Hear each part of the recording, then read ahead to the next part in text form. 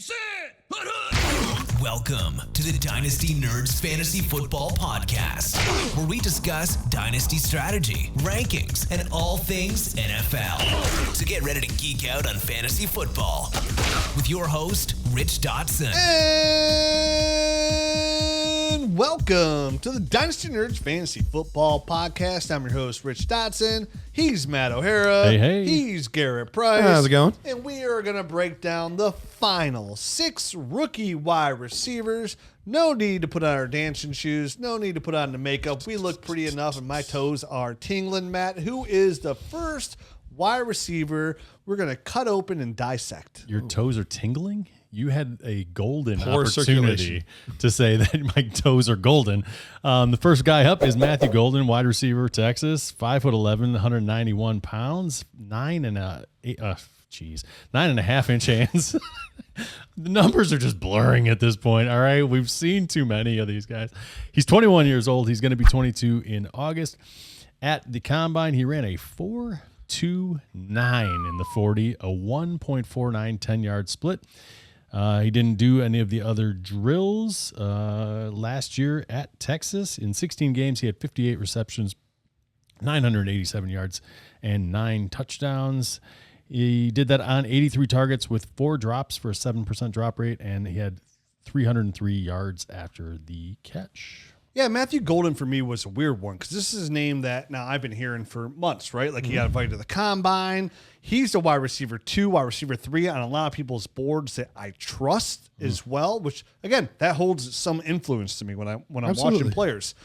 And watching him, like I could see it. But that's the thing. It's weird because if I would have just watched his tape with no like pre-bias, no news on him whatsoever, he probably would have graded a little bit lower for me, personally. But there is a lot of things there to like about Matthew Golden. Like he's got a little twitch to his game, which is really nice. And I look for that. You know, guys that are real fast, have some twitch to their game. Those are guys that are just designated playmakers. And it's nice because he can win at all 3 levels. Like he falls in that category of like the Luther Burdens, the Mecca Bukas, where like you could probably play him anywhere you want at the wide receiver position. I mean, his linear speed, it shows up on tape very nicely. I mean, he's a 3-level threat. His feet are real nice. He gets in and out of his breaks very quickly. He moves nice there. He'll run his routes. He'll change up his tempo at times as well to kind of like confuse the defensive backs there. Real nice body control, going up, get the football. He has good hands there, twitchy hands. Not afraid to go and catch the ball in traffic as well. A little bit more physical than I thought he would be. But there's some things like like his routes, like almost like there's a little bit of Luther Burden there too. Like sometimes like, oh, he's probably not going to get the ball, and you can kind of tell he's a little bit more nonchalant Texas at thing, times, I think, to some extent too. You think it's a Texas thing? For real? No. Like they tell him like, more comfortable with that. Like if the ball, we saw that with Adonai Mitchell last year. You saw it a little bit with Isaiah Bond and some of his routes. Like take a breather, guys. Yeah, because they're running a lot of linear routes. Yeah. So they are a little more comfortable with that, and you can get away with that in their offense. And if you don't know that, you're watching like, oh, that's a lazy route. You know what I mean? So it's kind of I feel like some of his drops were like focus drops as well. So I'm not overly concerned at his handwork, but overall his tape to me was good, not great. Like there's not enough there for me to get foaming at the mouth for Matthew Golden. I just didn't, not even to his own fault. You know, kind of like, like Isaiah Bond. Like, dude, I like Isaiah Bond when he did, but like Isaiah Bond had the least amount of things to watch on tape. Agreed. And this was like this was an odd one. I agree with that because, he ran a 4.29. I don't know that he's that fast when I watched. He's fast, but I would have guessed he was like mid 4.3s fast, not 4.29 fast. For instance, I don't know that I would 100% say he's faster than Bond, who ran like, you know what I mean? Like they seemed very similar. He doesn't look faster than Jalen Noel, and Jalen Noel ran a 4.39. Right. Agreed. So the 4.29, is great. I just don't know that he runs that, down in and down out or really ever on the field. But I agree that I think he's a good route runner. I think he's crisp in and out, and he's got some burst in and out of his breaks, which is nice. I think he's got the skills to be better. So maybe that's why people are projecting him. He's got this high-end speed that the NFL loves, and then they see potential in his routes to be something more than he is right now. I think that it might be why he's getting a ton of hype here, because I think he's good at a lot of things, but I don't know that he's fantastic at anything yet. But I just think this is a potential type of situation that's giving him the bump. But, average size, another Z type of guy for me. That's a burner, but does some things. I agree that he can run enough routes that he can attack you anywhere. And I think he's, as far as getting off the line, I didn't really see much, because just like Bond, a lot of teams played off because he's so damn fast that they just had to respect it. So, that one's a bit of a hard eval, because I think the corners in the DBs in the NFL are going to be able to press him a little bit, or at least attempt to, and then make up with their speed that they have. So he's interesting. He's got some versatility. I do think he could be another guy that plays some slot. He played 23%, so almost 24% in the slot. He could do that and be fine, because he runs crisp enough routes that he can get open in short areas as well. But I don't know, man. He's going to be landing spot dependent for me to determine whether or not he's more of a go long guy or he's more of a centerpiece type of guy. If he goes in the first round and there's not a lot else there on the team, it'll feel like they see a lot more potential for him to be like a centerpiece type of guy, and then I'm a little bit more excited about him. Otherwise, he's a second fiddle type of player who does some nice things for an offense. Could always take the top off a defense or threaten them sideline to sideline while other guys are running all over the place. So it's hard for me to tell what his fantasy value is until he's nailed down somewhere. Yeah, like how you said it to the draft club, like he gets invited to the NFL draft, and just like Luther Burden, if a team's willing to invest a first round pick in Matthew Golden and Luther Burden, it's like they have a plan to utilize him and target his players, and that's huge because they both have talent to produce at a very high fantasy level, right? These would be high end wide receiver twos, with the potential, again, you get a first-round pedigree to be the number one target in an NFL offense. And just like an NFL running back, like targets, they're very important, right? Like you can't catch footballs without the targets. So if an average running back can get a ton of carries and be a running back one, if I get a receiver that can be a first-round pedigree receiver, like a find their way to NFL offense and be a focus, that tells me a lot. Definitely players like Matthew Golden, Luther Burden, that are electric, right? That can make people miss an open field, that can plant their foot and go, have a little twitch to their game. So he does have that. I didn't see a ton of it on film, unfortunately, but like I could see the potential there. What's the difference for Matthew Golden and like a Jalen Noel to you guys? So with Noel, there's a lot more. I think Golden has obviously better track speed, but he doesn't have that, like the speed in which he was able to run routes and things like that were not even that close for me. Like, I think that's a big thing. But other than that, I don't think that they're drastically different. So like I have a higher score on Noel, but I'm looking at the lens of a late second round guy versus somebody that's going to be taken in the first round. And I think that's the surprising part to me is like, I don't see much of a difference in these guys, except for the one that's probably going to be drafted later looks a little bit better to me. One of the big issues I had with Matthew Golden was his release off the line. It was really inconsistent. There were times he actually had some really nice release, but that was due to his quickness. That was due to his good speed. If and when a defender got hands on him, then it was over. Like the route was just dead. And so while I'm okay, I mentioned it, there are times where if they're the final read, they were more okay of kind of just playing one side of the field. If it wasn't their side of the field, they kind of let him take some plays off.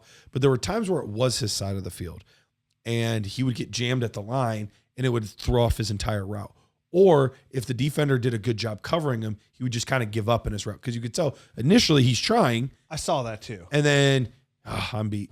And he would just kind of give up in the route then. And so like those are the kinds of things where I'm like, is this a maybe a lack of mental toughness on that, or to just give up on a play, where you see a guy like a Noel who's like, I'm never giving up. Like, I'm just going to keep fighting, and I'm just going to, like different players like that. So I think that's a thing. So I think the physicality for me is a worry, because when players would get on him, when players would be able to jam him, harder to do with a guy his speed. But when it did happen, when he would get bumped off his routes, when he would get jammed at the line, it jacked up the entire play for him. Yeah. And so I think that is a very big concern Engagement for me. is probably a good way to say it. Like, Noel would always get his hands on the defense. Yep. Like, a player we're going to talk about next to that really great too, like Jack Bech. Like, he was engaged on every single play. Mm-hmm. That's the biggest thing I noticed about him. I know not there yet, but like, if he wasn't getting the ball, he's on the opposite of the field. As soon as the ball steps, he had his hands on that defensive back, pushing him back. Right. And I can see that, like, the engagement with a guy like Matthew Golden not there. But if they allow that in Texas and you don't have to, it's like kind of the same thing. It's like, well, if I don't have to. Right. So the reason I asked, obviously they're real similar sized guys, 5'10", 5'10.5" versus 5'11". They're both roughly 190 pounds, fast as all hell. So I have Matthew Golden on the tape graded just slightly above Noel, but I like Noel more. You know what I mean? Yeah. So that's why I was trying, and maybe it's like heart or effort or something that's not graded, you know what I mean? Sure. On our scale. That's kind of the differentiator between those two. And that makes sense to me too, because like I said, I have Jalen Noel as my wide receiver 4. And I said that big tier how it goes. But that tier starts with Jalen Noel. It literally goes Jalen Noel, Luther Burden, Matthew Golden, Jack Bech, Jaden Higgins. Like, that tier starts with 5 wide receivers. And we mentioned how much I like LeQuint Allen. Mm-hmm. LeQuint Allen's right behind those guys. And then I have Tootin right behind him, then Jalen Royal. So, like, you're right. You're like, when I said splitting hairs, like, they're that close. Yeah. Like, so like, what's the difference between Golden and Noel? It's like, I like Noel's effort more. I like his game speed more. They're both twitchy players, but I think I like Noel's just a little bit more. But I like Burden. I like Golden's hands more. I like he's a little bit more. His ball skills are probably a little better as well. So I have them about a full point apart. Noel got a 74.95, which was good enough for 6th. Matthew Golden was at 10 with 73.83. So just a hair over a point apart. And you're right, there are a lot of things that are a little bit similar, but the concerns about the release, where I just didn't have like any really to go off of with Noel. I had some concerns, so that docks like a little bit for Golden there for me. I thought the play strength was a little bit better for Noel than it was Matthew Golden. Yeah. I thought his play strength was a little bit better. While I gave a slight edge to game, like top speed to Golden, I have a much better burst and quickness out of Noel.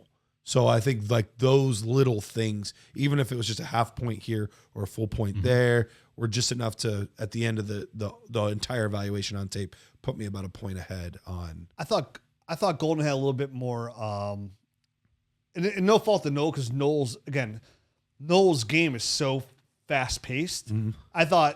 I thought Golden did a better job of like tempo wise. Like He'd do a really good job getting in and then sinking his hip and explode out of his breaks. Mm-hmm. So like he had more variance to his game, where Noel again was like, which I liked, was the fun part of it. He was so one speed, which is 10, like you said the whole time, where Golden did have a little bit more variation to it. You could see him actually stop, sink his hips, good defensive back on his heels, and then explode right past him, which is nice. It's a good attribute to have at the NFL level. Noel would just be like, and go. Yeah. Yep, absolutely. But I think they are similar players. Noel's more fun. Yeah, I think I agree with that. Yep. So, but the nice part is, even if you're like, I like them pretty much the same, when you're going to be able to probably get cheaper, just because we expect the draft capital to be around or so different. I mean, one's wide receiver 4, one's wide receiver 6 in the same, but almost like you're talking 0.03 difference between the two. So it's going down the same thing, landing spot, draft capital, where I said last show, this pretty much defines it. Matthew Golden go in the first round, and then Jalen Noel go the second round. But if Jalen Noel goes to a better situation, I'm going to keep him right where I have him.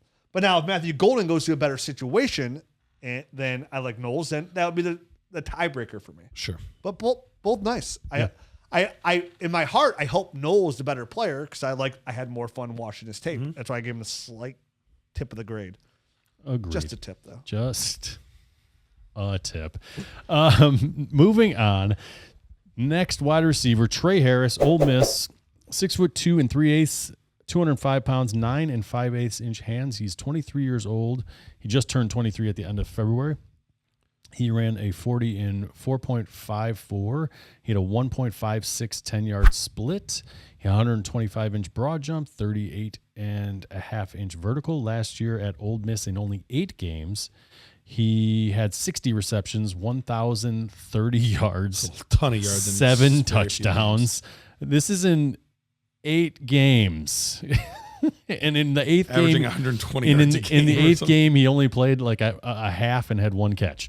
So he did that last year on 76 targets, 5 drops, 8% drop rate, 462 yards after the catch. Those are crazy stats. Insane stats, man. So with Tre Harris, it was interesting seeing him in the Ole Miss jersey, seeing a very linear player that could make some really big plays, take the top off the defense, but isn't going to move a lot laterally. His route tree was basically goes, comebacks.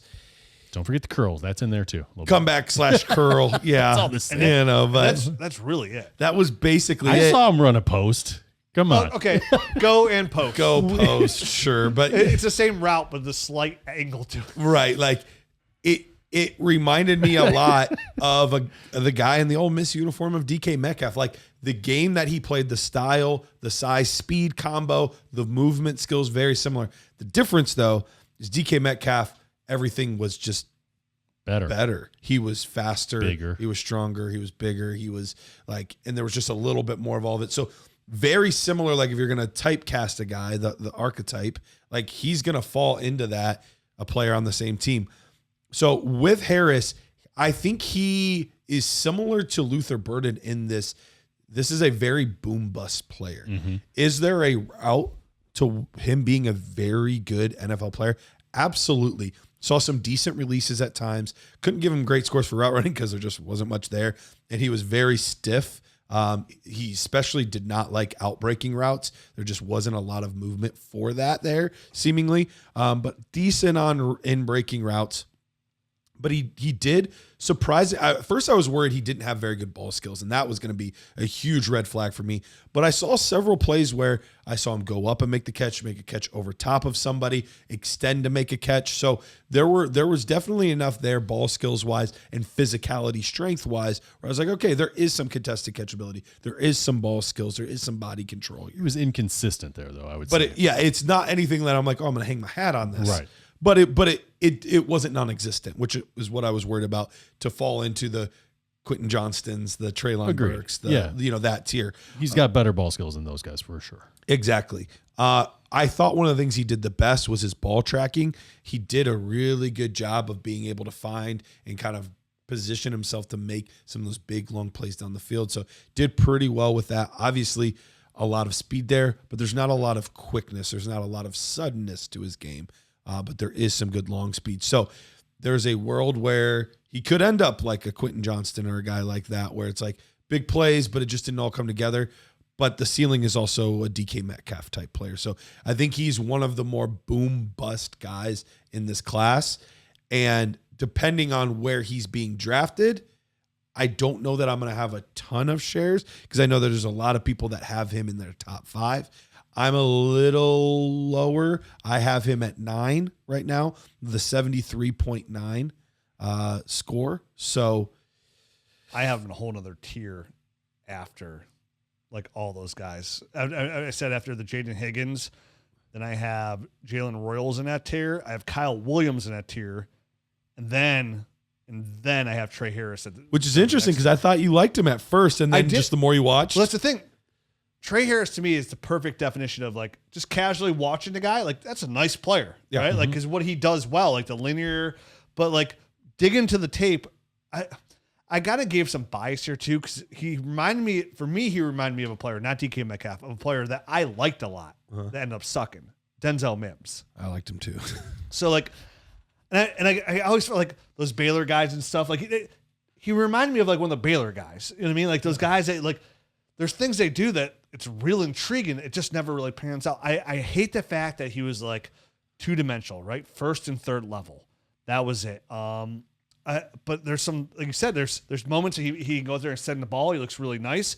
I like the fact the LSU catch over the DB in the end zone. That was a really nice catch. Yeah, really nice. He can make some fantastic catches, but then at the same time, in the same sort of situations, baffling drops. Yeah, baffling drops. He's flubbing them, and you're just like, I thought with him, which was funny with his contested catch, the way I thought he did a really good job with is anything that was like above his head, he had trouble with. Like he lost those contested catch battles for the most part. But anything he had to fight with, like where he was able to like most like on the comebacks, even on deep ball, or he's able to turn his body and show his numbers a little bit, like he succeeded highly there. And I thought it looked really nice. I thought for a player, like he played with the size well. So when we actually got the ball, I thought his yards after the catch was he was a strong runner with the ball in his hands. Yeah, very strong runner with the ball in his hands. So real nice upside for him. But again, like a little bit too one-dimensional for like me to like get overly excited about. And I kept going back to like, man, it kind of reminds me of those Denzel Mims font. Like, and I try not, like, again, for doing this for a long time, you try to learn from your mistakes and not get burned again. And Tre Harris seems like a guy that I normally in most years like, oh, I like Tre Harris. Like I could find this way for him to win. And I'm like, man, I keep getting, these are the guys that burn me. Same thing like the Tet McMillan kind of hate a little bit, kind of falls in that category. Like these big body receivers, but like they have trouble getting off the line and win there. Like, God, those guys burn me all the time. You know what I mean? Like same thing. The Tre Harris receivers kind of burn me too many times. He's a glider with good speed, decent enough hands, real good size, real good speed, but like I don't see anything that's not like you said. It's a go post curl, a lot of screens, like inflationary. Injury histories are concerned. That's true. Like you said, he only played 8 games last year. The year before that, he got hurt as well. So like he's an injury prone player in college. Is he a guy that has like the body and the name and the pedigree of like an X receiver, but in reality, he might actually be a Z? Possibly. I don't know. He's a hard one to nail down. I don't know. He did injure himself in October, and then he came back and kind of re-injured himself when he came back in November, like basically the same hip, groin type of thing. So I'm with you on the injury stuff. I don't know what he is. He's some stuff you see and you really like. You guys mentioned it. The fact that he's 6'2", 205 pounds. He's got the prototypical size. He's got enough speed. 4.54. He's especially at 6'2". At that size, that is okay. That works. That plays in the NFL. His game speed's no problem whatsoever. Right. But when you really don't have the route tree going into the NFL or the requisite movement skills, that's the more important thing to me anyway. To kind of expand that route tree, it's really, you're fighting an uphill battle. We've seen the outlier DK Metcalf do it, but you mentioned it, and I'm with you, Garrett. He's not as big, he's not as strong, and he's not as fast as the outlier that succeeded in that. And even DK took a little bit of time there to get himself established and to be this guy that he is now. You know, so DK's the outlier for me. He's the guy who I hate, everything I hate on him for, like he literally turned it around in the NFL. Right. So one of my biggest and almost misses. won in spite of it because he's still not like a great mover. Yeah. He's just like, I'm bigger and faster than you, and so I'm going to just keep winning. Can you say like he's a better hand poor man's Quentin Johnston? He's the Derrick Henry of wide receivers is what he is. You know what I mean? Like he's just bigger, stronger, faster than everyone on the field. Quentin Johnston. No, I'm talking about DK Metcalf. Oh, okay. but I don't think Tre Harris is. So that's what makes it kind of difficult for me to figure out exactly what he is. I get why people like him because he's got all the good attributes, but I just don't know that he's ever going to put it together. And you know, I saw some things I hated on film when I watched him when he ran a screen pass. There was probably a 2 or 3 game stretch. I think he eliminated and got rid of this by the end of the season, which is great. Because I didn't see it anymore. Maybe they just stopped doing it because it was so dumb. But he would off the line, like a lot of wide receivers will pretend like they're taking a couple steps to get off the jam. Smallest comeback ever. And then take a step back and receive the screen pass and then go. He just literally stood there and didn't move. The whole rest of the play was going. It looked like he fell asleep on the line, and then he turned. And then the ball came to him, and it just gave the DBs so much time to, see him standing there. And after you do that twice, everyone's onto it, man. You know, like, you can't do that. It's just, there was no like cat and mouse game being played where he kind of did that once and then ran deep on it. It was, I don't know. It was odd. I didn't like it. It's not going to be the end all be all because I'm sure he got told that that's a bad move. Don't do that anymore. But just an example of kind of, I don't know, silliness. He's like one of those, like when you get the like bag of chips and you're like, oh, you're excited about a nice bag of chips, and then you open them. It's just a half a bag of chips, and the rest was mostly air. Yeah. You're like, you're still going to be satisfied and eat the chips, but you're like, you come away a little like, oh, I'm with you. That's actually a really good description of how I felt after watching that. That's how I felt. Yeah. Still like chips. I like him. He's on my board, but like, man, like, I still love Doritos, but I wanted more than 6 of them. Yeah. Where is he going to get drafted? Where is he going to? Because same thing. Like, he's a hot name, but I could see him getting drafted later. Like a lot of other receivers going ahead of him. People are like, oh, wow, Tre Harris. Like, you know, Jalen Royals goes ahead of him. Jalen Noel. Like, I can see all these guys that I have ranked ahead of him. Guy we're about to talk about, Jack Bech. I heard the Bech. God, what's Lane Kiffin was on the radio the other day, and they brought up Tre Harris, and we're kind of just, you know, previewing guys that were coming out in the draft. The host was asking about Tre Harris. He's like, that guy, he was putting up crazy stats, and was leading the country, you know, in everything before he got injured. But that was like as far as he would go, which is weird. Like, if you're the head coach of a you know, on a team, and your wide receivers coming out in the draft, and he did great. Wouldn't you kind of expand on that and start talking about some other things if there was more good things, more of his attributes, more, you know, to really nail down and locker room guy. right. Yeah. And there just wasn't a lot other than the numbers, which we can all just go look up and see. You know what I mean? And like, a lot of them were padded manufactured because again, he got so much stuff at the line as well. Like, it was like padded stats as well. So I don't know. Like that kind of raised a little alarm bell. It could be nothing. You know, maybe he was rushed. Maybe he was thinking about something else when the host asked him. I have no idea. But it's weird. But it's weird. Again, I always find it weird when if we land on the same conclusion. We're all like, we're all kind of like, like there's something there. There could be something. He's got the body type. The boom is there, but the bust is definitely there. Who's the other old Ole Miss guy that is on the Cowboys now? I can't even remember. I'm blanking Michael out. Gallup? No, that's a Baylor guy. Oh yeah. Ole Miss guy on the Cowboys. He was just in Carolina and then went to the Cowboys. Mingo. Yes. Is there Jonathan Mingo in him? You know what I mean? Who we kind of liked, but there wasn't a ton of production. But this is like the opposite. There is a ton. I think I like him more than Mingo. Okay. The Ole Miss offense is a little bit of a weird, like, cupcake offense as far as like reads and stuff like that, and you focus more of that on the quarterback. But some of that can translate to the receivers. Like the Lane Kiffin offense is a weird one. So.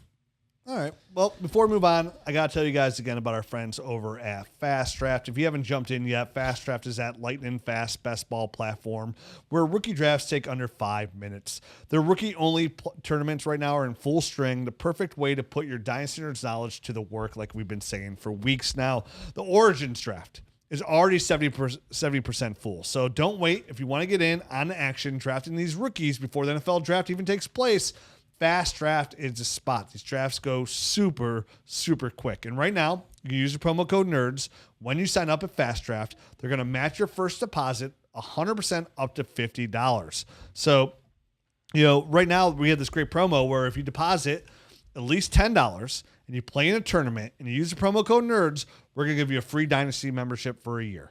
It's huge value, access to all our tools. If you're already a Nerd Herd member, we're going to send you a shirt. We're going to hook you up. And it's great. I mean, I've actually had a lot of fun because there's not, you know, you go to Underdog and you could do those there and they have rookies in there, but like it's fun just drafting rookies only. And you do it so quick. It's only like 5 rounds. So you get in there, you set your board, and you're only drafting rookies. And you're doing it before the NFL draft. Just rookies. And you're like, oh, this idiot, this guy sucks. He's taking him. I got such a good value. But for people like us that are really into the rookies and these drafts, and if you're listening to these shows, like I feel like you have a leg up on some of these guys. Because again, you get like definitely now, like if you get through all our tape where people are like, okay, they're taking Tre Harris in the top of the second. You're like, then you get Jalen Noel. You know what I mean? Like same upside. The best ball players out there because it is best ball. So download the FastDraft app now or go to draftfaster.com and draft faster. Win bigger. Use that promo code NERDS and we can dominate these rookie drafts together. And on top of that, for $10, you're getting a free year to the Dynasty Nerds or get a free shirt. Check it out. FastDraft app right now. Dominate. All right, and we got to make sure we talk about FFPC. They've been a sponsor with us forever, and it's because they're fantastic. Mentioned it last show. People literally talking to me about their new teams that they got. Richard said somebody got like 70 leagues and stuff. Gross. So people are over there. They're taking advantage of these orphans. It's like eBay. You go over there, you can bid on teams and figure out, who's the next one for you and all that kind of stuff. But one of the big things is they just started up these $100 Dynasty startup leagues. It's kind of that nice middle ground of like, hey, I'm tired of the $25 and the $50 leagues, but most of my friends don't really want to play in $100 leagues. I need a place that's safe, that I know that the league's not going to fold. That's FFPC. They've never had a league fold. They have a bunch of different styles and formats that you can use. Best of all, use promo code NERDS. You get $25 off your entry. So if that's a $35 league, you're paying $10. That's basically nothing. Come on. But you can even play in leagues up to $2,500. So you can be a true baller. Head over to myffpc.com. That's myffpc.com. Use the promo code NERDS and get yourself that $25 off. That's like $2,475. What a bargain. Nothing, Oh man. All right. So I'm gonna move on to the next guy here. It's only the third guy. You guys jumped into those reads a little bit early. Did we really? Yes. Savion That's true. Williams. The first time We were excited. Savion Williams, wide receiver, TCU, 6'3" and 7/8, 222 pounds, 10 and a quarter inch hands, 80 and 7/8 inch wingspan. I'm only going to say that because it's ridiculous. It's ridiculous. He's 23 years old. He's going to be 24 in November. At the combine, he ran a 4.48, 1.52 10-yard split. He didn't do any of the other drills. Last year at TCU, in 12 games, he had 60 receptions. 60 receptions, 611 yards, 6 touchdowns, 51 rush attempts, 322 yards rushing, and 6 additional touchdowns. He did that on 83 targets. He had 8 drops for a 12% drop rate, 411 yards after the catch. Yeah, Savion Williams is the gadget Goliath. He's raw. He is a monster. Raw. And we were talking about him before the show. And Matt, I think your comp of him actually is perfect when you could comp him to Cordero Patterson. Yeah. Like, I think that is the most perfect comp. I mean, this guy, when you look at him, he looks like he's like the Predator playing football, right? Like 6'4", 222, and he could burn. Yeah. Big hands too. But I mean, he's raw. Like, he's super raw, man. It's weird because he'll burst off the line on occasion and look super fast, super quick. And then other times you just don't see that kind of that speed. The 4.48 speed's just not always there on all of his routes. You don't see it all the time. And you can't press him. He's too big. Like he'll bully defensive backs off the line there. Yep. So you can't even do that. And again, if you want him to go vertical, then you'll start seeing some of the speed because he could burn. But overall, I mean, he's sushi. He's so raw, right? Like his brakes are all upright. His footwork could be a mess. He can't track the ball well. He's got drops. He has serious hand issues. So he's another guy that can make fantastic catches. You'll see him make great contested catches.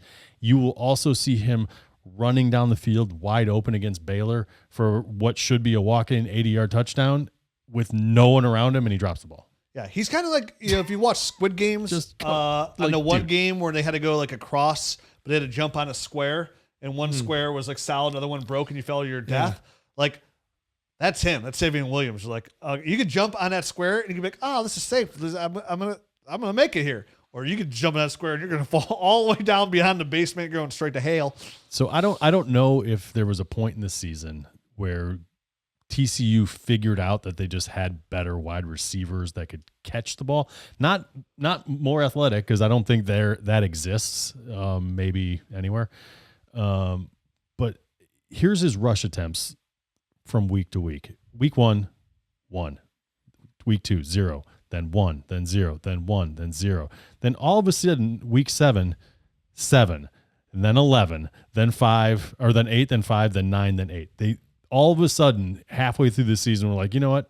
You need to have the ball in your hands, but you can't catch the ball. We're just going to start handing you the ball. And he was doing Cordero Patterson. He was doing wild. We should play running back. He was doing wildcat. He was, and just getting direct snaps, and he was getting the ball handed to him basically as a running back at that point in the season. So he's a really hard guy to nail down whether or not he's. What was your score? Laviska Shenault. Laviska Shenault's another good count. 67.725. I don't even think I wasn't able to be that generous even because I'm ranking him as a wide receiver, not just like an athlete on tape. So he got a 63.9 for me. So he got a very low score. But as far as he's super physical, so that's his highest score is physicality, 8.5. To me, he's got a huge catch radius. Physicality and cat were tied for the best. I gave him an 8. And contested catch, I thought he did some really good things there. I gave him a 7.5. I gave him an 8. Okay, I gave him a 7.5. So I don't think we're crazy far apart. I mean, 60s. His hands, I gave him a 5. Gave him a 5 there as well. Gave him a 5 on route running. Right. And he's not crazy quick either. Like he's fine. He has some quickness to his game. I saw him be really quick though. Sometimes. But not consistently. Not consistently at all. And that's the hard part is like, I have a really, really hard. Oh, and he could not track the ball to save his life. His ball tracking was really bad. It was little league field. Yeah, I saw one point, like he looked left, looked right, and then looked left and actually went left, and the ball landed like 3 yards to his right. I swear, it was like left, right. Because when you watch all 22, sometimes we get to an angle, you can't see the ball. Yeah. You can see him like from the reverse angle. Because like on the flip script, because you see the one from the end zone. But from the end zone side, I was like, wait. Because you saw the regular play, just like, oh, you got over whatever. But then you see the close up, he's like left, right, left, shifted left, ball way to the right. And you're just like, oh my gosh. Dude. So that's the hard part for me is, he definitely falls into those. He's got the size to be an alpha. He has the speed to be an alpha, but he has no ball skills to be an alpha. And that's the thing for me. If you have no skills and you do not have route running ability, you're truly just relying on a team loving you so much that we are going to manufacture 7 to 8 touches a game. It's in my notes. So manufactured is like a word that is in there so many times. And there's very few players that are special enough to get that kind of treatment. And that's the thing. Like if you want to bank on that, go ahead. But as a wide receiver prospect, it's non-existent. So you're truly banking on him being a manufactured touch player at the next level. Yep. If there's a team willing to do that, there might be hope, but otherwise there's not. And is there a world where he changes positions, tight end, and goes to tight end, or Cordero Patterson and goes to running back? Because we saw him run the ball. It's not like he might be better as a running back. I mean, it's tall for a running back. Very tall. It can be tough to be that tall. We're in Derrick Henry, even more. Derrick Henry's only 6'2". Yeah, 2 inches taller than Henry. Jeez. So it's weird. That's tough. He's one of those people that fell into the perfect like genetic pool where like he's in this conversation because like genetically he's a big, fast, physical human like no others. It's kind of like like those people that fall in that genetic pool where they're super pretty, boy or girl, and everybody like they think they're just great because everybody likes them because like their personality, but meanwhile they're just like, super hey, pretty. Congrats on your face. Yeah, I'm so successful just because like you didn't do it. You're just what? genetic pool of awesomeness. He fell in the genetic pool of awesomeness of big, strong, fast. Big, strong, fast. The kind of guy like these are the kind of guys that end up playing football and make the NFL because like they're gonna give you a shot and see if they can mold you. Yeah, for the most part. They Doesn't don't get molded, work. but it works out. They get a good contract. They get a say you play in the NFL. Sure. 6'4", running 4.4. Like you're one of the less than 1% of the people in the world that could do that. Like he's less than 1% kind of species of human. A lot of guys don't translate to NFL. DK Metcalf translated though. He translated. Next. Better ball skills. Next up is another wide receiver from TCU, Jack Bech, 6'1" and a quarter. He's Besher. He's Besher than him. It is Bech, I confirmed. 6'1" and a quarter, 214 pounds, 9-inch hands. So he's not a small guy either. He's not. He's 22 years old. He'll be 23 in December. He didn't run a 40, but he did run the 20-yard shuttle, 4.21. He had a 3-cone of 6.84, 125-inch broad jump, 19 bench press reps. Was it 3-cone? 6.84. Wow, that's really good for his size. Super good for his size. Elite. It's elite, and he's got really good movement skills, so it makes sense. 34.5-inch vertical. Last year at TCU in 12 games, he had 62 receptions, 1,034 yards receiving, and 9 touchdowns. He did have somehow 0 rushes for 7 yards. That doesn't make sense. Something got screwed up there. he did all that on 91 targets with only Picked one up a fumble, maybe? Maybe that's what it was. That could be it. 91 targets with only 1 drop, 2% drop rate, and 338 yards after the catch. So with Bech here, there's a lot of interesting background on this guy. Unfortunately, he was the wide receiver that lost his brother on the New Year's Day incident, who was a former college football player as well, which is just heartbreaking and sad and completely unnecessary. But he, on a much brighter note, he was the Senior Bowl MVP of the Senior Bowl game. Had a really good week there. A lot of scouts really buzzing about this guy. He kind of started rising up boards. And honestly, watching this tape, I can see why. He kind of in the he didn't get as good of a score as this player, but he reminded me a little bit of the Emeka Egbuka of does a lot of things really well, right place, maybe not a freak athlete, but does a lot of things really good. I liked his releases off the line. Very solid in suddenness in his routes. His hands were reliable. Really like how he positioned himself in contested catch situations. Seemed like he kind of always had a plan of attack in what he was doing. He was a little bit underwhelming in yards after the catch. He's not going to get you a whole lot there, and he's not overly fast. Right. But he's not a slow player either. He's going to get what's there. He's another guy that's going to get what's there. He's not going to create. He's more of a bigger possession receiver that can do some contested catch stuff. So I think he's another one where, maybe his ceiling isn't through the stratosphere like some other guys, but he's a pretty solid player. And they're really the only negative-ish things that I had were yards after the catch, and he wasn't the quickest player. But he would show some quickness in his routes, though. So that was the interesting part. It was after the catch and some things like that, there wasn't a lot, but he could show some good suddenness in his routes. So he was a tougher one for me to kind of evaluate that aspect of his game. I agree that it's a hard thing to nail down, because I agree that he doesn't have I don't know what it is either. He's got good speed, good enough speed. Not great burst. But he has enough.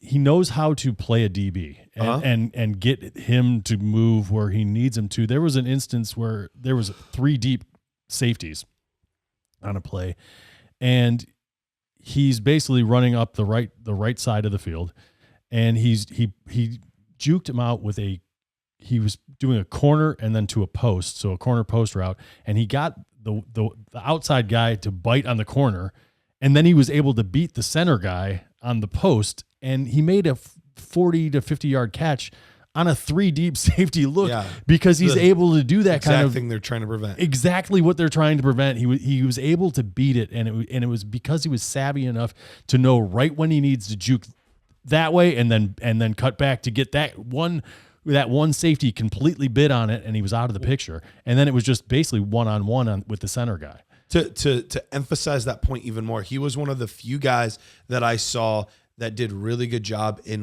late breaking his routes, because some guys, especially some of those post routes, they're excited to get to the middle of the field. I'm going to break this 10 yards, 6 yards before the DB.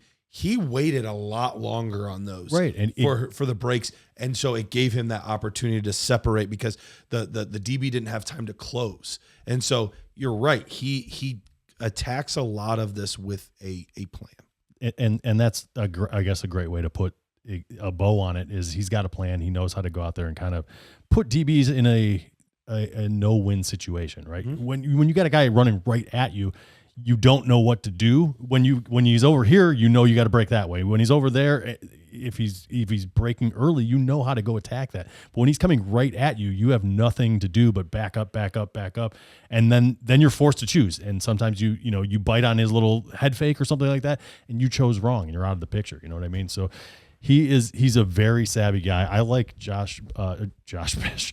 Jack Bech a lot. I do know his name, I promise. Mm-hmm. I like Jack Bech quite a bit. I think there's a little bit of like Cooper Kupp savviness to him where I agree. I could see him being like, and it's not just because he's white. No, he's going to be like a quarterback's best friend because he just knows how to get open all the time. And if he falls into a situation where he's maybe with a young quarterback or something like that, he could develop pretty quickly, I think, into a safety blanket type of guy and become a pretty big piece for an offense and just have volume, which is what we're all looking for in PPR. So I like him a lot, and I think he could be something pretty special. I like him a lot too. I had him fall right ahead of Jaden Higgins, right behind Matthew Golden. But so again, in that tier, it's like I read off my tiers, those 5 guys in a row, so you can easily jump a lot. I don't have much to add on what you guys like. I think besides like he one of my favorite attributes of a receiver is he has real late hands, which I love. Mm-hmm. He did. Again, kind of goes right into what you guys are saying, his smartness in the game. I wish, like I said, the things I don't like are like his burst was just meh. Mm-hmm. I think what was weird too is like for like how smart he does play. I thought he could do a better job like getting into his stem and stacking receivers a little bit better. I think unlike the vertical routes you're talking. Yeah, like I thought. And at times he put himself just in bad positions, which like he was able to overcome because he is a good jump ball player. He's a good possession receiver. So he's able to overcome that. But like, I thought he could do a better job for like, again, for how smart he is. Not something I'm overly worried about, but that was a condition. Obviously his suddenness, his burst, aren't exactly like at elite levels, but like Matt said, like he's a real safe player.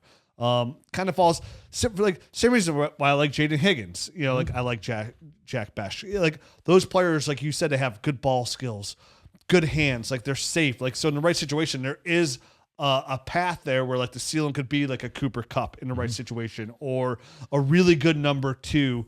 Kind of like you could see almost like how like Cedric Tillman came on last year for the Browns in those 8 games where like he was essentially like wide receiver 1, wide receiver 2 overall, and it was like in that 4-game window before he got the concussion, and now he won. That's a good play, like kind of like ceiling for him too, and like in that wins, like how does that win? Like again, you go back to it. Cedric Tillman was like wide receiver 2, wide receiver 1 overall in that window. Mm-hmm. So those are the kind of players like the Higgins and the Bech they can give you. Right? The right amount of targets, catching 8 balls, 95 yards. You sprinkle a touchdown in there, you're getting 20 points, 18.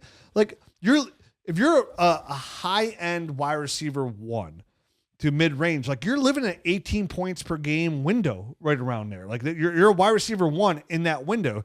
He's the perfect player that could definitely live in that window because he's good enough. He's a pure wide receiver who's smart.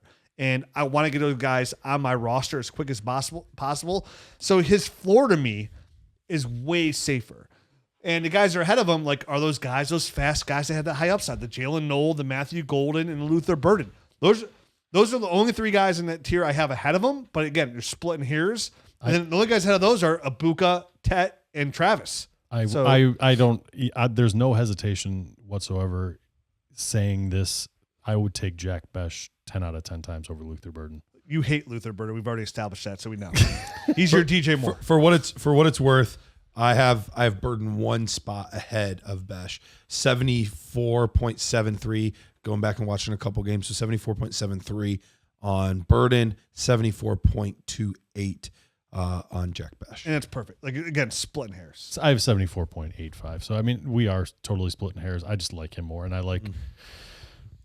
everything I see on tape. And not that I don't like things of Luther Burden, but I just don't like everything of Luther Burden. There's just nothing I don't like about Jack Bech. So. And listen, when you're on the clock in your rookie draft, you have to make a decision. Mm-hmm. And when you're splitting hairs, that's what you have to go on. And sometimes it's real easy to get lost in draft capital, right? Like how many people they're just casual dynasty players that just go off the NFL draft board, and that's it. Tutu Atwell was a second rounder, so right. I mean, John Ross was a top 10 player. We hated him. You know what I mean? Like he went top 10 in the draft. Darius Hayward Bay, because NFL does love speed, so that's why those guys like Golden and Burden are going to get bumped up because of speed. When you have a guy like Jack Bech and you're like, we're going to get drafted, you're like, you know what?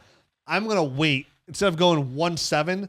Burden, I'm going to take Colston here, and I'm totally comfortable getting Jack Bech at 2-7. Yep, I'm with you. And there's as much as I would take Jack Bech 10 out of 10 times, I also think there's a pretty good chance of Luther Burden going before him in the draft. Oh, I think it's almost like from everything here. I think it's almost guaranteed. Yep. Yeah. So, but again, and that's the difference between listening to this podcast and not, where like you whiff on a draft pick and you have a guy you can put on your roster, right? And you can start in your starting lineup. It's like, again, like we are splitting hairs, but when you're on the clock, these are the little conversations you have when you're on the clock that are literally the difference between the next 7 years. You have a player you could play and a player like you hold on your roster because you took him in the first round of your rookie draft. You don't want to come. The Jalen Rakers, right? That's the difference. Like it could not be, because they could have panned out, and like Jalen Reagor probably had his best moments later when he was like on mostly for the honestly Eagles and whatnot. But like to have those kind of guys, he was on the Eagles. Just That's where he was drafted. Not on the Eagles. I mean, wherever he ended Patriots, the Patriots or whatever it was. But anyways, like, you know, and those are the kind of guys that hurt your roster the most, because you do take them in the first round of your rookie draft, and you don't want to cut them because you don't want to admit to your mistakes, and you're constantly like, cost. Hey, year 3, year 4, because honestly, if those guys don't hit by year 3, it's a sunk cost. It's a waste draft pick. You're holding on for nothing. It's like, hey, Treylon Burks has just been hurt. You know, like telling me there's a chance. I missed. So I'm with you. I like Jack Bech a lot. He's up there for me. All right, moving on. LeJohntay Webster, Colorado wide receiver. Had to get bad somewhere. 5'9", It's your turn. 5'8", Take it away. 163 pounds, 8 5/8 inch hands. He's 23 years old. He just turned 23. At the combine, he ran a 4.46 in the 40, a 1.53 10-yard split, 121-inch broad jump, 32-inch vertical. Last year at Colorado, in 13 games, he had 74 receptions, 931 yards receiving, 10 touchdowns, 1 rush attempt for no yards, 92 targets, 3 drops, 4% drop rate, 528 yards after the catch. Yeah, I'm gonna keep this really short for me, because we've talked to a lot of receivers. He's gonna fall into that category of somebody I just don't love. LeJohntay Webster out of Colorado is, you know, at 5'10", he's 163 pounds. That's gonna tell you most of what you need to know about him. He's a fast kid. Definitely fast. Yeah, but that's what he does. He's a vertical receiver. Gets down there. He's got the juice. Fades, posts along those lines. Does a good job of like avoiding contact, which I thought was nice for a guy that small. You need to survive and live. But I mean, dude, for how small he is, his hips are super tight. He's got his routes are very tight. He's got no wiggle in his game whatsoever. He rounds off his routes a lot as well. His catch radius is super small. So for me, this is somebody who's going to be extremely scheme dependent, who is going to be only viable in best ball drafts. And even then, I don't think he's a slot guy at best. He's a slot guy. Slot only guy. Mm-hmm. Very, very limited, very off my board. Not excited about him whatsoever. For him to hit would be the biggest outlier. And there's just so much other ways I'd rather go. I don't think he really offers much to a dynasty fantasy football roster. Now, could he help an NFL team and make a roster and be their wide receiver 5, something along those lines, like kind of like, you know, like a Jamari Thrash who's on the Browns, something along those lines? Yeah, sure. But like, you're never going to put him in your lineup. If he turns into something, it's literally out of nowhere from the best coaches ever, and something's flipped in the head. But the problem too is like his body isn't just an NFL caliber body. Agreed. I have a lot of the same stuff, and I even put that he's going to be a probably a backup slot and / punt returner. I'm not really super interested in him. I'll keep an eye on where he goes, but I'm not going to draft him most likely in any of my drafts. I'm not even 100% confident he makes an NFL roster. No, I'm not either. Like he could be an undrafted guy that he's going to have to fight, up and down from the practice squad. I think by the time your rookie draft comes, it's a moot point to even. Honestly, he's my third lowest score in the class. I just don't think that there's. He's fast. He's got good speed. Yeah, and I think that's his game. Yep, that's his game. So, moving on. Last one. Tory Horton, Colorado State wide receiver, 6'2.5", 196 pounds, 9-inch hands. He's 22. He'll be 23 in November. He ran a 4.41 in the 40, a 1.53 10-yard split, 37-inch vertical. Last year at Colorado State in 6 games, he had 26 receptions, 353 yards receiving, 1 touchdown. He did that on 38 targets with 1 drop, only a 4% drop rate, and needed 97 yards after the catch of that 353. Yeah, tough when you only play 5 games. Had over, I think, 1,100 yards the season before that. The injury too, and the season before that. And both seasons before that, playing at, what was it, Nevada? No, those were both Colorado State as well. He was in Nevada in 2021 and 2022, so this is a 5th-year guy. Okay. So it was interesting when I saw him. This was one of the last guys I watched. When I saw him right away on screen, I was like, I don't know about this guy. He looks very tall and gangly, slender. almost. Yes, and I was like, most of these guys are very stiff and only do one thing. And I was actually kind of surprised when I watched him. This was a pleasant watch. I actually went back and watched this 2023 game against Travis Hunter as well, because I knew that was going to be the best competition he was going to go up against. And something I did not expect is somebody like this to actually have a little bit of after the catch and even make some guys miss in the open field. I saw safeties grasping for air, which you expect that out of the 5'10" guys. You don't really expect this out of a guy of his size, his frame, to be doing some of those things. So there's really good stopping. Yes. Go to make defenders miss there. So much more quickness in his game than I expected. And there's obvious long speed. He's got really long strides. So with those kind of movement skills and the long speed, and I thought he got off the line pretty well. He didn't drop a lot of passes. His hands were pretty solid. I came away impressed. Now, the thing that that really tempered my excitement for him, though, was a guy of this frame. I'm like, oh, we're going to see some good contested catch stuff now. There really wasn't. There really wasn't much contested catch. And when it was, you could tell that the weight really was a factor. He did not play well through that physicality at all. So that was something that I am a little bit worried about. Is I don't know that he's strong enough for what I would want. I'd really like to see an extra 15 pounds or so added onto his frame. No, I agree. I think he's fast. I think he does some good things moving the ball, but play strength is the number one thing that I'm concerned with him. He's got injuries to show for it too. Yeah. I don't know. Does he maintain that speed if you slap 15, 20, you know what I mean? The requisite amount of pounds to get him to where he needs to be. I'm not sure. I'm not super high on Tory Horton. I think he does some things well, but as is right now, he's at best a Z and probably a backup Z. Yeah. So for me, he's somebody that, listen, he's on my board. Let me start there. Yeah. He's on the bottom of my board. So he's but he's right ahead of he's right ahead of Ricky White, Savion Williams, Woody Marks, Raheem Sanders, Ty Felton, right in that range, right around there. Because you're right. I saw some things there. I thought he had really nice feet. I thought he had some really nice burst. I liked his stop go ability there. I thought he tracked the ball really well too. Yeah. So for a guy that can work the middle and deep parts of the field, those 2 phases of the field, which listen, I'll take it because that's where the yards are in the right situation. It could work out for him. You know, he's a gamble. Don't love the knee injuries. Don't love the injury history. Don't like that he's not physical in any kind of contested catches whatsoever. But overall, as like the way he moves in the field, like I'm with you. I came away like, oh, this is nice. I think my interest level is going to be very tied to how exactly does the NFL see him? Because if the NFL likes him and says, hey, we're going to draft him in the 4th round because we like the size and the movement skills, I'm going to be very interested.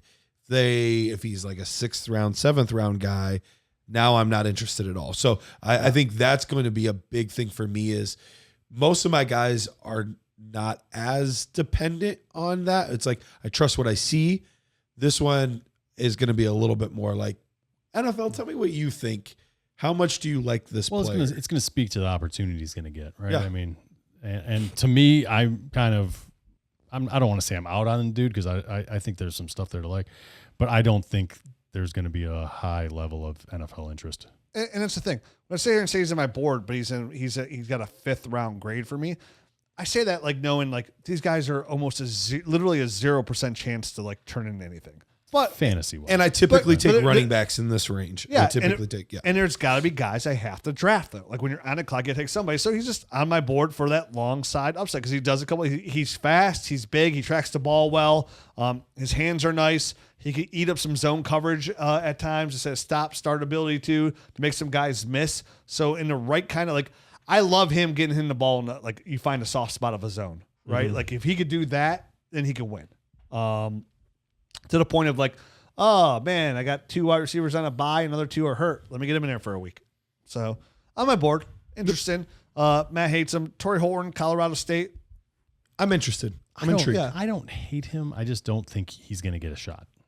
I don't think he will probably. So what's the point? I mean, for me. For what it's worth, in mock drafts, he's typically, you kind of have that big board. And there's plenty of guys that we're kind of interested in that tend to go in like the 7th round range. Mm-hmm. He's tending to go in the 5th round is kind of the range. And that's the cutoff for him. He needs to go in the 5th round or at least the 5th round. So we'll see. Now, These are humans. They're fallible. They're, whatever. But we'll see.